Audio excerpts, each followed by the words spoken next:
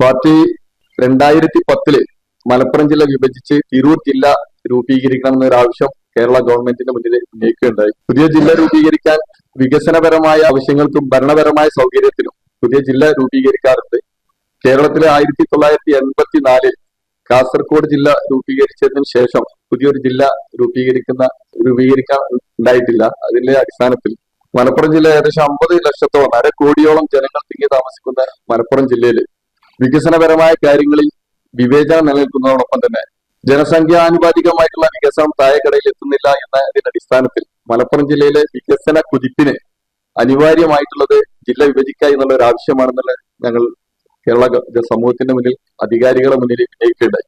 മലപ്പുറം ജില്ലയിലെ കേരളത്തിലെ മറ്റു ജില്ലകളിൽ വ്യത്യസ്തമായി മറ്റു ജില്ലകളിലൊക്കെ ആനുപാതികമായിട്ട് വികസനങ്ങൾ ജനസംഖ്യാനുപാതികമായി വികസനം ലഭിക്കുമ്പോൾ മലപ്പുറം ജില്ലയിലെ ജനസംഖ്യ ആനുപാതികമായി വികസനം ലഭിക്കാത്തത് കൊണ്ട് അനിവാര്യമായ താഴെക്കടയിൽ വികസനം ലഭിക്കാൻ ജില്ല വിഭജിക്കുക എന്നുള്ളതാണ് ഏറ്റവും വലിയ വികസന കുതിപ്പിന് ഉപകാരപ്പെടുക എന്നുള്ള നിലക്കാണ് ഇങ്ങനെ ഒരു ആവശ്യങ്ങൾ ഉന്നയിച്ചത്.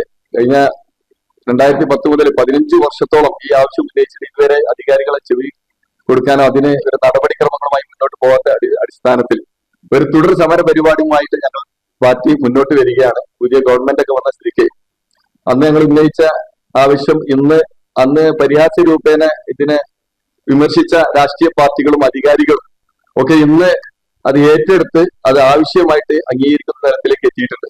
നമുക്കറിയാം, ഈ അടുത്ത ഏതാനും 2 ദിവസം മുന്നാണ് മുസ്ലിം ലീഗിന്റെ സംസ്ഥാന കമ്മിറ്റി കൂടിയപ്പോ ബഹുമാന്യ KPA മജീദ് ഇതിനു വേണ്ടിയിട്ട് ഒരു കമ്മീഷൻ വെച്ച് ഒരു ഉദ്യോഗസ്ഥനെ നിയമിക്കണമെന്ന് ആവശ്യപ്പെടുകയുണ്ടായി പഠന ആവശ്യാർത്ഥം.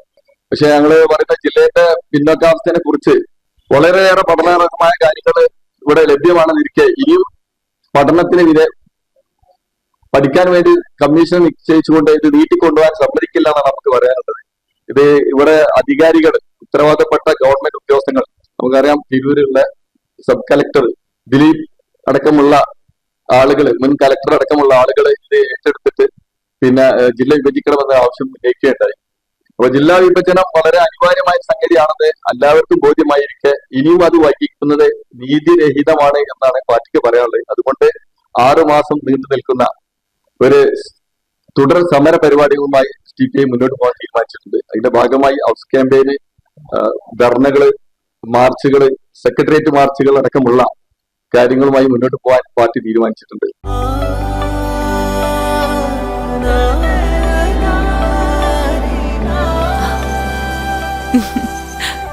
ആചാരങ്ങളും ആഘോഷങ്ങളും പലപ്പോഴും പലതാണ്.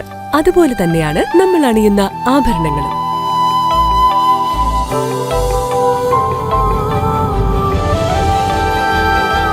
ജീവിതത്തിലെ ഓരോ നിമിഷങ്ങളും അവിസ്മരണീയമാക്കുന്നു Azad gold and diamonds. Azad gold and diamonds, Thazhepalam, Tirur.